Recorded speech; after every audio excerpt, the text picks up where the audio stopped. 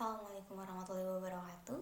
Hai, perkenalkan saya Nur Indiani Kaliki, seorang mahasiswi aktif jurusan Sastra Inggris Universitas Ahmad Dahlan Yogyakarta. Nah, pada sesi kali ini saya akan menceritakan atau menjelaskan tentang karir impian saya dan juga bagaimana dan apa-apa saja yang sekiranya bisa saya persiapkan untuk mencapai karir itu sendiri. Untuk itu, let's start! Oke, berbicara tentang karir impian, pastinya semua orang memiliki karir impiannya masing-masing. Begitu juga dengan saya.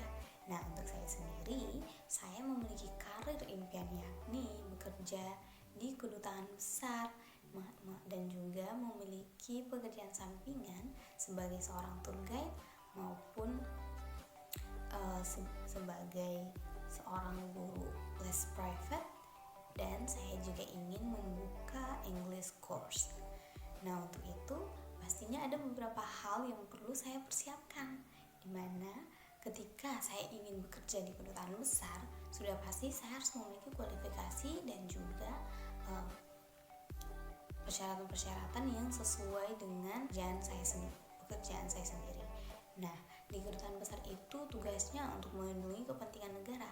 Untuk itu saya harus mengetahui berbagai isu terkait kenegaraan, dan juga dikarenakan lebih ke luar negeri, maka saya juga harus mengetahui terkait isu-isu global agar sekiranya saya bisa menghadapi dan juga memecahkan permasalahan-permasalahan yang terjadi yang berkaitan dengan tugas dan kewajiban dari kedutaan besar itu sendiri. Dan juga di kedubes itu tugasnya menegakkan keputusan, maka saya harus memiliki pribadi yang tegas. Saya harus bisa mengambil keputusan dengan baik dan tidak pelin-pelan. Nah, di kedubes sendiri saya juga harus memiliki komunikasi yang baik.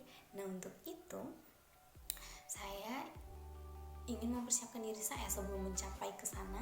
Saya ingin bekerja sebagai seorang tour guide dan juga sebagai guru les private agar bisa mengimprove English skill saya, dan juga saya bisa mempelajari berbagai bahasa asing.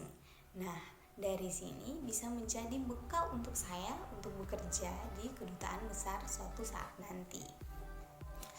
Dan juga selain itu saya sudah pastinya harus gigih dan juga tidak mudah menyerah dalam mencapai karir impian saya. Nah, selain itu saya juga harus memiliki public speaking yang baik, dikarenakan untuk bekerja di kedutaan besar itu saya harus memiliki komunikasi yang baik, karena segala hal atau hampir semua hal yang bakal dilakukan itu sangat membutuhkan komunikasi. Nah, selain itu saya ingin bekerja menjadi tour guide. Ini sendiri itu artinya saya juga harus memiliki komunikasi yang baik, dan saya juga memiliki public speaking yang baik. Dari sini saya juga bisa mempelajari berbagai macam bahasa, dan ini akan bisa menjadi bekal untuk saya ketika saya ingin bekerja di kedutaan besar nanti. Saya juga ingin membuka English course. Nah, di sini ketika saya sudah mencapai karir impian saya ingin membuka English course, di mana ketika saya membuka English course ini sendiri, saya bisa membagi apa yang sudah saya pelajari kepada orang-orang yang memang belum mengetahui tentang hal itu. Seperti halnya banyak orang yang belum bisa berbahasa Inggris, saya ingin berusaha agar orang-orang yang emang tidak bisa berbahasa Inggris itu menjadikan mereka bisa berbahasa Inggris dengan baik dan benar. Dan tidak hanya itu, sudah pastinya untuk pendidikan saya harus memiliki pendidikan yang lebih baik lagi. Saya harus mencapai ke jenjang yang lebih tinggi. Nah, tidak hanya S1, namun saya juga harus S2 atau bahkan S3. Nah, kemudian saya juga harus mengikuti pelatihan-pelatihan yang mendukung